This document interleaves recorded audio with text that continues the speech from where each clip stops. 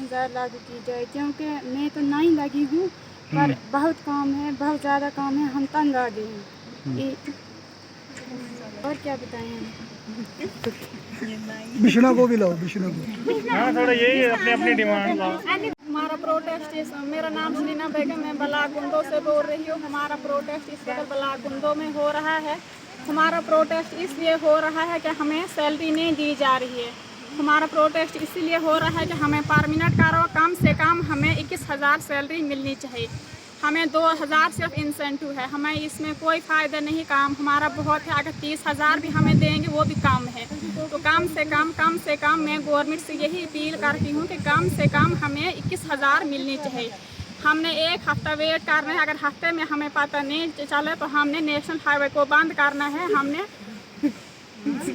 हमारा सिर्फ यही मुद्दा है कि हमें जो एक महीने की सैलरी होती है ना, कि इंसेंटिव चाहिए हमें सिर्फ सैलरी चाहिए, वो भी परमानेंट सैलरी चाहिए। ये नहीं कि हम जितना काम कर रहे हैं हमें वो भी नहीं मिल रहा है। इंसेंटिव तो छोड़ो, मतलब ये है कि हम जो काम करते हैं हमें वो भी नहीं मिल रहा है। बट इतना तो दे हमें, एक 4th क्लास जो मतलब 4th क्लास को मिल रहा है, कम से कम हमें वो तो दे ये लोग। बस हमारी यही रिक्वेस्ट है कि हमें मतलब परमानेंट मंथ की सैलरी चाहिए। हमारी डिमांडों को बाय द वे अगर हमारी डिमांडों को पूरा नहीं किया गया तो हम रोड पे भी जा सकते हैं। हम रोड ब्लॉक कर देंगे, हम गाड़ियां बंद कर देंगे। बाई चांस हम कहीं भी जा सकते हैं, किसी भी दफ्तर में जाके हम प्रोटेस्ट करेंगे और वो गवर्नमेंट के लिए अच्छा नहीं होगा। शुक्रिया।